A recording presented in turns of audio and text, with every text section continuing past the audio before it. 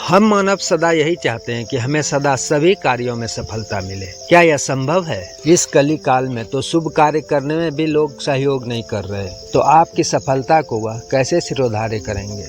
आइए जानते हैं आपकी सदा जय कैसे होगी, आप सभी जगह कैसे विजय होंगे।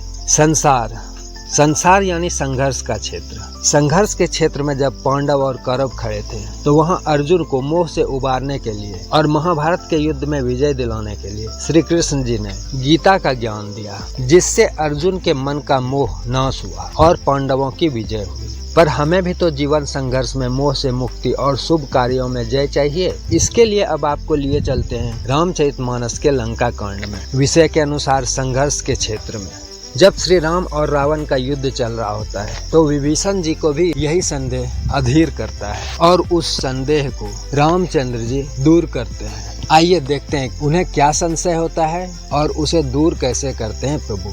लंका कांड के इस संवाद को विद्वान ऋषि मुनि विभीषण गीता भी कहते हैं। लंका कांड में जब श्री राम और रावण का युद्ध चल रहा होता है तो विभीषण जी के मन में भी यही संदेह उठता है कि आज रावण प्रतिज्ञा करके विकराल रूप में आया है। आज या तो मैं रहूंगा या श्री राम।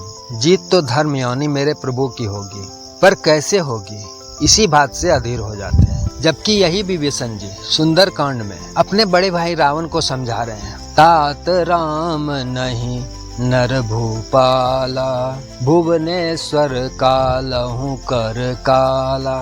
हे तात, राम सिर्फ मनुष्यों के राजा नहीं है, वे समस्त लोकों के स्वामी और काल के भी काल हैं। वे श्री भगवान यानी संपूर्ण ऐश्वर्य, यश, श्री, धर्म, वैराग्य एवं ज्ञान के भंडार है। अजय, अनादि और अनंत ब्रह्म है। लेकिन विभीषण जी सब कुछ जानते हुए भी अधीर हो जाते हैं। आपके जीवन में भी कभी विषम परिस्थिति आ जाए, सामने से आपके प्रिय वस्तु या कुछ प्रिय चली जाए, लक्ष्य कठिन जान पड़े, सामने वाला भारी नजर आए, तो आप भी विभीषण गीता की इन पंक्तियों को दोहरा लीजिएगा। आप देखना, आप उल्लास से भर जाएंगे, आप में अनोखी शक्ति भर जाएगी, जैसा कि विभीषण जी के साथ भी हुआ। विभीषण जी राम जी के चरणों की वंदना करके स्नेह पूर्वक कहते हैं, रावण रथी विरत रघुबीरा, देख विभीषण भयहु अधीरा।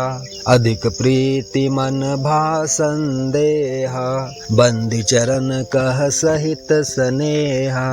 नाथ नरत नहीं तन पद त्राना, कही विधि जितब वीर बलवाना।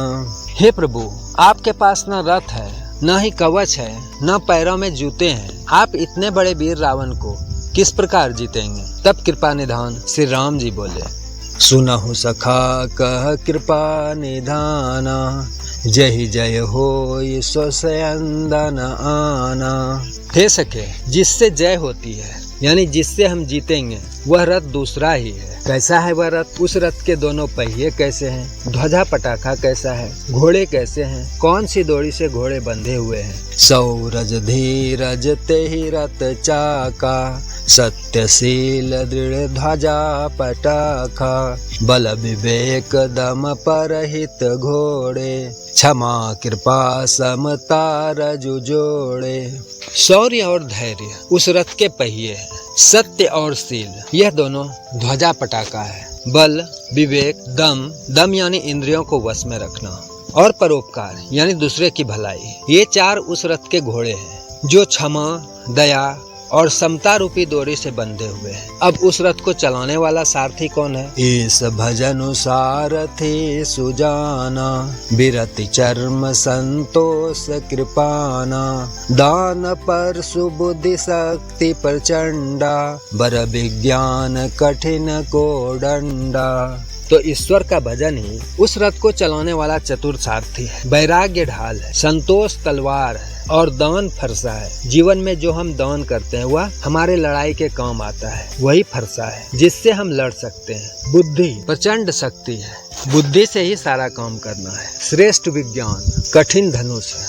अमल अचल मन त्रोण समाना, समजम नियम शीली मुख नाना। कवच अभेद विप्र गुरु पूजा, एहि सम विजय उपाय न दूजा।